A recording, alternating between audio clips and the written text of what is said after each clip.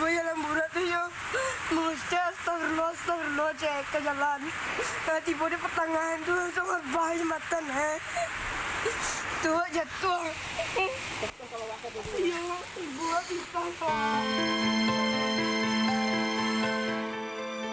Muhammad Hugo Rafael, bocah laki-laki berusia 13 tahun ini terus menangis mencari ibunya yang hilang diterjang banjir bandang di Padang Pariaman, Sumatera Barat.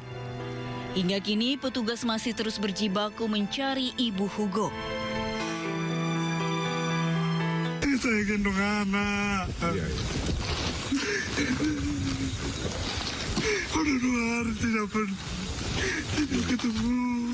Sebentar emang sulit. Telepon semua nggak ada, listrik mati. Mudah-mudahan sehat ya.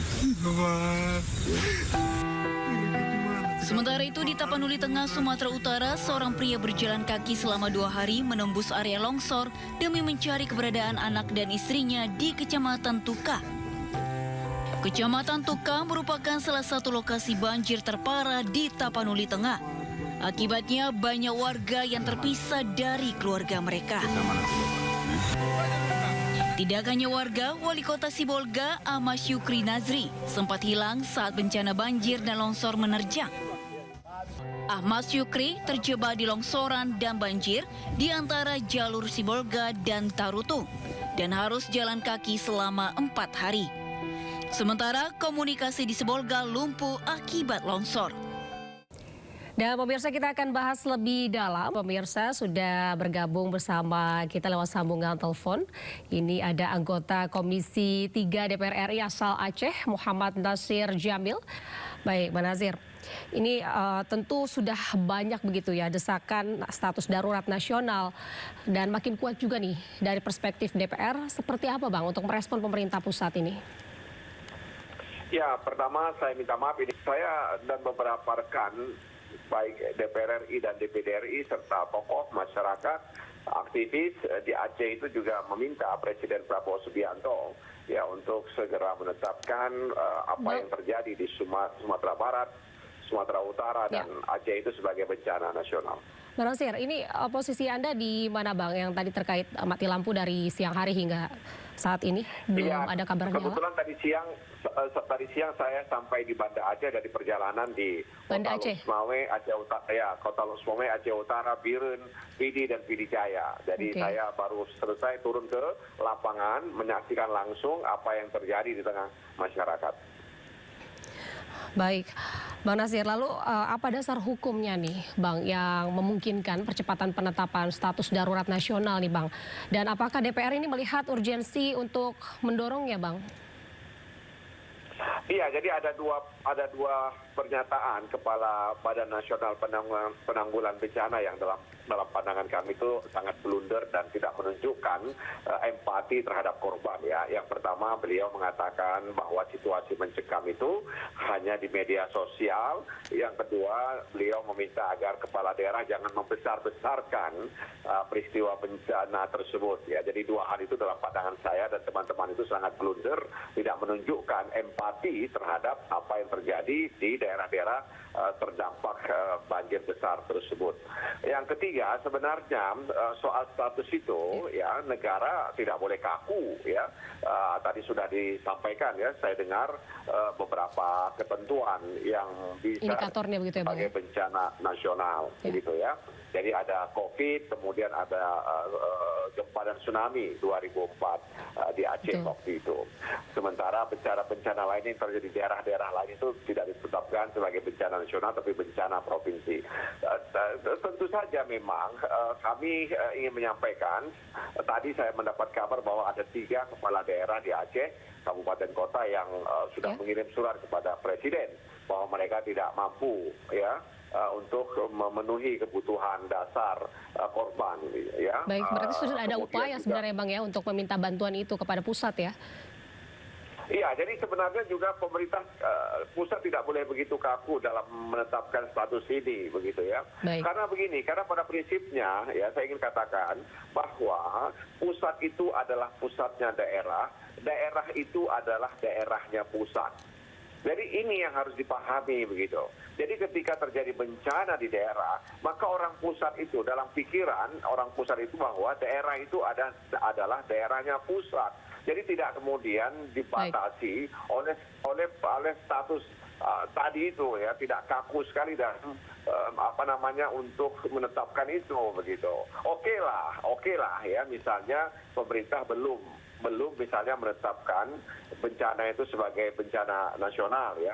Tapi tindakan-tindakannya diharapkan juga harus luar biasa. Kami sangat bersyukur bahwa Presiden Prabowo Subianto sudah datang ke Aceh Tenggara, sudah datang ke Tapanuli Tengah, ke Sumatera Barat ya. Saya pikir ini kan bentuk empati ya, dan kepedulian negara dalam kali ini Pak Presiden terkait dengan korban.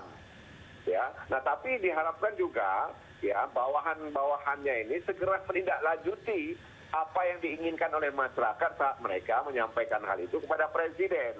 Jadi jembatan-jembatan yang putus, jalan-jalan yang rusak, air bersih yang tidak ada, tabung-tabung gas ya yang tidak ada. Jadi dapur-dapur umum itu sulit untuk dibuka karena tidak ada bahan bakar, tidak ada tidak ada tabung gas ya untuk memasak.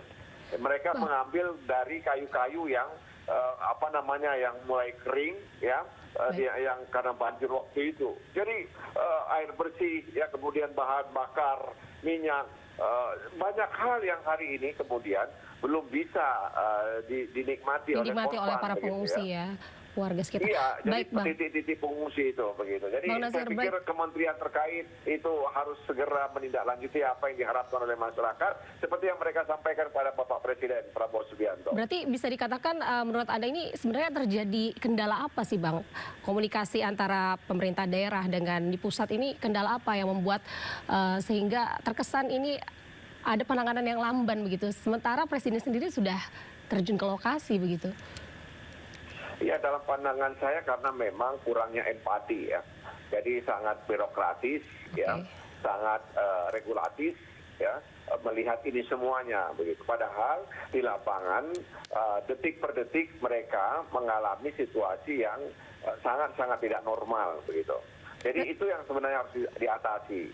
Jadi kehadiran negara untuk melindungi warga yang terdampak bencana tersebut itu harus dilihat ya jadi sebuah hal yang harus segera dilakukan gitu. Baik, jadi kalaupun kemudian ya status bencana nasional maksud saya belum diumumkan, tapi tindakan-tindakan yang harus dilakukan oleh negara, pemerintah itu harus luar biasa begitu, sehingga masyarakat merasakan bahwa negara itu hadir saat mereka menderita, saat mereka mengalami bencana. Itu sebenarnya yang diharapkan oleh masyarakat yang ada di daerah-daerah yang mengalami bencana tersebut. Baik, kita doakan bersama semoga segera ada tindakan respon cepat begitu ya dari pemerintah daerah untuk menyambut gayung gitu dari tindakan Presiden. Berhasil. Untuk situasi terkini berarti di pengungsian sendiri seperti apa Bang? Banyak hal-hal yang belum tersalurkan seperti tadi halnya untuk distribusi makanan begitu ya, itu juga masih minim sekali ya? Iya, di Aceh misalnya yang saya lihat di Aceh Tengah misalnya di Benar Meriah, kemudian di Aceh Samyang, di Kota Langsa, di Aceh Utara itu di pedalaman itu masih sulit disentuh gitu. Jadi yang tampak di media sosial atau yang tampak di televisi itu hanya yang mudah dijangkau, yang bisa dijangkau oleh helikopter misalnya, oleh kendaraan roda 4 atau truk dan lain sebagainya. Tapi di dalam-dalam ya titik-titik yang berada dalam itu sampai hari ini belum dijangkau. Banyak DM yang disampaikan ke saya melalui Instagram. Lalu opsi lain apa Bang penanganannya jika ini kesulitan menjangkau selain tadi bantuan dari udara mungkin kan? Apakah akan ada wacana bantuan tambahan kah untuk pendistribusian logistik sendiri ke wilayah-wilayah yang susah dijangkau tersebut? Iya, jadi saya lihat hari ini memang peran negara itu masih minimalis gitu. Jadi justru yang terjadi adalah inisiatif warga untuk membantu kesulitan masyarakat dalam hal transportasi misalnya. Ya, jadi ada transportasi perahu kayu, ada perahu karet yang disiapkan oleh kepolisian misalnya di daerah-daerah di mana jembatan kategori jembatan nasional itu putus begitu. Jadi memang ada makanan yang diturunkan dari helikopter misalnya, tapi itu kemudian distribusinya yang hari ini masih bermasalah begitu. Jadi kalau kita ingin agar ini ditetapkan sebagai bencana nasional, jangan dilihat semata-mata cakupan korbannya, kemudian hal-hal lain tadi itu, tapi bagaimana kemudian penanganan itu bisa cepat. Hari ini mati lampu di lokasi, ya, Betul di lokasi sekali. pengungsian mati lampu. Dan masih berlangsung Kemudian hingga saat mereka ini begitu ya, sekarang Bang, sudah ya? mengalami penyakit gatal, ya. Mereka sudah ada yang meninggal di tenda-tenda pengungsian, ya, karena tidak mendapatkan pertolongan ketika sakit. Baik, Bang Nasir, mau saya potong. Ini terkait dengan tim medis sendiri, dengan kondisi kesehatan para warga di pengungsian ini seperti apa? Berarti ini pun begitu minim gitu ya? Iya, jadi memang saya katakan, sepengetahuan saya, sudah beberapa hari pasca kejadian banjir itu, ya ini masih 25% saja penanganannya. Jadi di lapangan saya tidak melihat dan tidak mendengar bahwa kemudian ada satu gerakan, ya, gerakan untuk memulihkan keadaan dalam konteks tanggap darurat itu, begitu. Baik. Jadi ke tenda-tenda pengungsian, saya masuk ke tenda-tenda pengungsian, tidak ada tenaga medis di dalamnya, begitu. Tidak ada tenaga medis, ya. Baik, Jadi Bang ini Nasir. persoalan, begitu. Bang Nasir, langkah apa nih Bang dari Anda selaku DPR sendiri untuk mengambil langkah jika pemerintah pusat ini tidak segera merespon desakan ini Bang? Dan apakah ada rencana panggilan rapat atau pengawasan khusus terkait hal ini Bang? Iya, jadi kita harapkan memang komisi terkait ya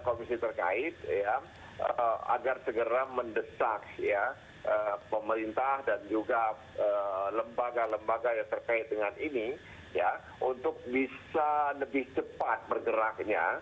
Karena apa? Karena apapun ceritanya, ya mereka mengalami situasi dan kondisi yang hari ini belum bisa kita prediksi begitu.